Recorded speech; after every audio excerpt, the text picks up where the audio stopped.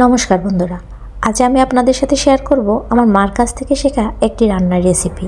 এটি হচ্ছে ঝিঙে আলুর তরকারি।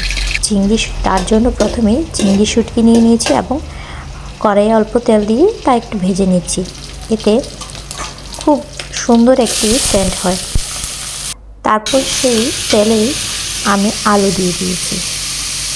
আলু দিয়ে কেটে রাখা আলুগুলো দিয়ে এবার ভেজে নেব। আলুগুলো একটু ভালোভাবে ভাজলে তরকারিটা খেতে কিন্তু অনেক ভালো হয়, তাই খেয়াল রাখবেন আলুটা একটু ভালোভাবে ভেজে নেবেন।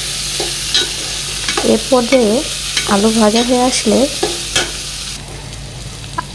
তাতে আমি ঝিঙে দিয়ে দেব।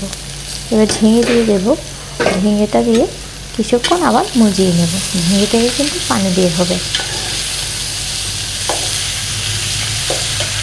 ঝিঙে থেকে যেহেতু পানি বের হবে, প্রথমে আমি পানি দেবো না, এমনিতেই মজিয়ে নেব কিছুক্ষণ। এবার এই রান্নার জন্য মশলা তৈরি করার পালা। একটা বাটিতে নিয়ে নিয়েছি হলুদ গুঁড়ো, মরিচের গুঁড়ো, হলুদ গুঁড়ো 1 চা চামচ, মরিচ গুঁড়ো 2 চা চামচ, জিরা ধনিয়া গুঁড়া একসাথে মিক্স করা 1 চা চামচ পরিমাণ নিয়ে নিয়েছি। তারপর সবগুলো মিক্স করে রান্নায় দিয়ে দেব। এবার দিয়ে দেব অল্প পরিমাণ জল। যেহেতু ঝিঙে থেকে অল্প জল বের হয়েছে, আমি আর অল্প পরিমাণ জল দিয়ে সেটা ভালোভাবে কষিয়ে নেব। এটা আমি আমার মার কাছ থেকে শিখেছি।